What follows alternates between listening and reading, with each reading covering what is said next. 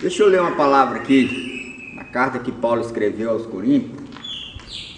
1 Coríntios capítulo 2 diz assim: irmãos, irmãos queridos, fui ter convosco, anunciando-vos o testemunho de Deus. Não fui com sublimidade de palavras ou de sabedoria, pois nada me propus saber entre vós senão Jesus Cristo, e este crucificado. E eu estive convosco em fraqueza e em temor, e em grande tremor. A minha palavra e a minha pregação não consistiram em palavras persuasivas de sabedoria humana, mas em demonstração do Espírito e de poder, para que a vossa fé não se apoiasse na sabedoria dos homens, mas no poder de Deus. Muito maravilhoso essa palavra, né, irmãos? Deus é muito bom, irmãos. Olha só que lindo, no capítulo 2, capítulo 3, verso 13. A obra de cada um se manifestará, porque o dia a demonstrará, pelo fogo será revelada, e o fogo provará qual seja a obra de cada um. É maravilhoso demais, porque eu vejo muitos pregadores aí, principalmente nos Facebooks da vida, citando John Wesley, citando Moody, D.L. Moody, citando Agostinho, Spurgeon, sabe, vários homens, grandes homens, Lutero, grandes homens que contribuíram com o crescimento do Evangelho, como os discípulos, os apóstolos, como a igreja primitiva contribuiu, né? Como o nosso Senhor Jesus Cristo, que foi o fundador de tudo, praticamente a base, é a nossa esperança, é nele que colocamos a nossa fé. E eu vejo esses homens citando Spurgeon, citando Lutero, porque Lutero fez isso, porque Agostinho fez isso, John Wesley. Eu vejo muito o pastor Paulo Júnior falando sobre esses homens, alguns pastores que se consideram reformadores, né, dos nossos tempos, em pleno século 21, quando a palavra de Deus está praticamente toda se cumprindo, os homens querem reformar a igreja. Sabe o que eu não vejo, irmãos? O que eu não vejo? Deixa eu falar para você. Eu não vejo Lutero chegando numa paróquia. Opa, tudo bom? Como é que tá aí? Tá bom, tá bom. Tem quantos crentes aí nessa paróquia? Quantos cabas bons aí para ouvir uma palavra, uma revelação que só Deus me deu? E Deus só revelou para mim. Ah, rapaz, aqui deve ter uns 30. 30? Falou, obrigado. Depois eu venho. Quando tiver uns 300, 400 eu venho, para a gente fazer um avivamento. Eu não vejo isso. Você vê? Em alguma história, Lutero exigindo quantidade de pessoas para poder pregar? Você vê em algum desses homens, durante a história, Spurgeon, John, recebendo pagamento pela mensagem? É muito bom falar desses homens, mas melhor não é citá-los, é viver. É viver o que eles viveram, que vocês não vivem hoje. Pare de citar o nome desses homens e passe a viver. Eu não vejo Lutero exigindo quantidade de pessoas como eu vejo o pastor Paulo Júnior. Olha que eu tenho um imenso carinho pelo pastor Paulo Júnior, mas a gente tem que parar com algumas coisas, irmão. Tem que parar com algumas coisas. Se qualquer reforma tivesse que acontecer hoje, a honra tem que ser para Deus, não para homens. A glória só pertence a Deus, não pertence a homens. Vamos parar de bajular esses homens, porque esses homens, muitos deles não exigem cachê, não exigem oferta, mas exigem quantidade. Eu acho interessante, outro dia eu vi o Samuel Mariano sentando o porrete em David Keeler, em Thales, convidando eles para ir pregar no Ceará. Mas liga para o Samuel Mariano, ele vai te cobrar 6 mil.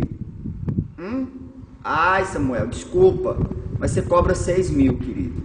Você não tem o direito de falar de outro, você cobra, viu? Tá bom?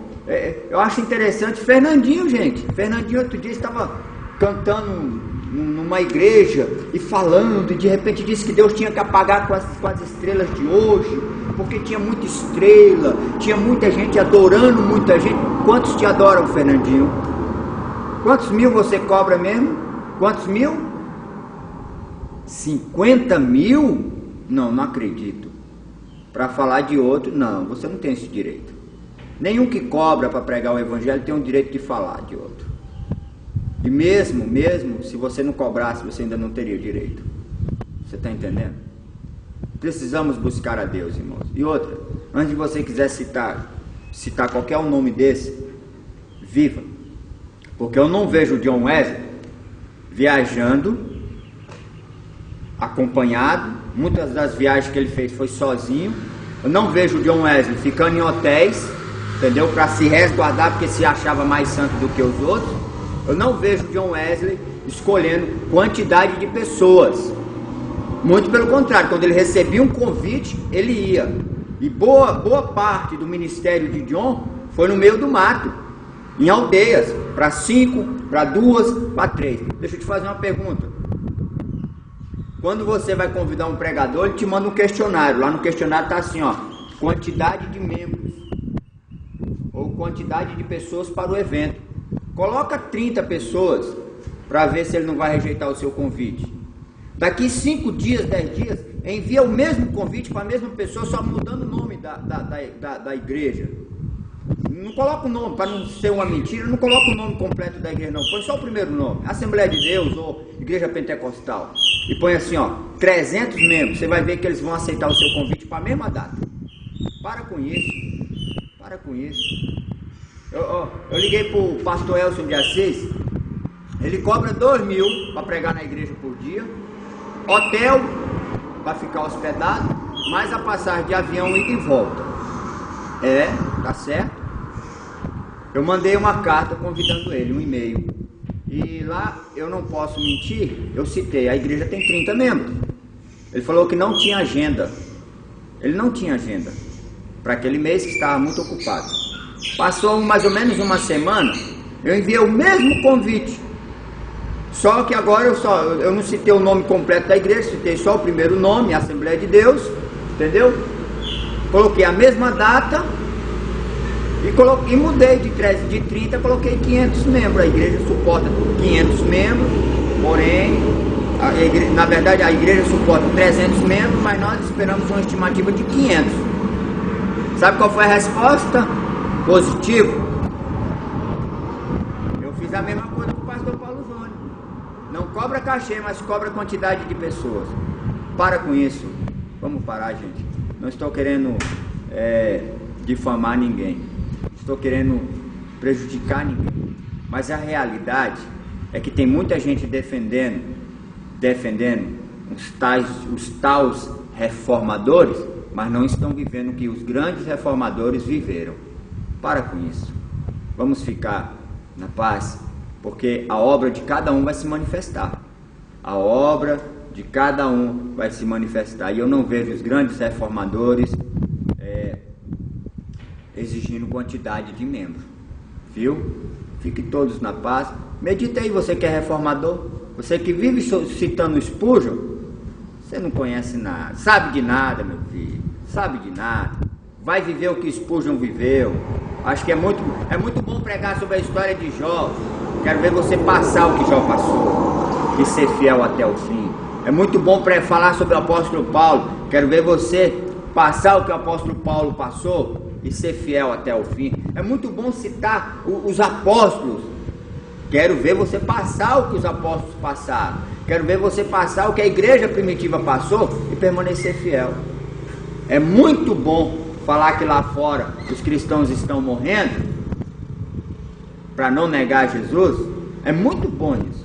Quero ver você morrer sem negar Jesus. Para com isso, irmão. Vamos parar com essa balela aí, com essa conversa fiada. E, meus amados irmãos e pastores, consciência. E escute, Vou mandar convite para vocês de novo, viu? Só que de 30 membros eu vou diminuir para 15. Fique na paz.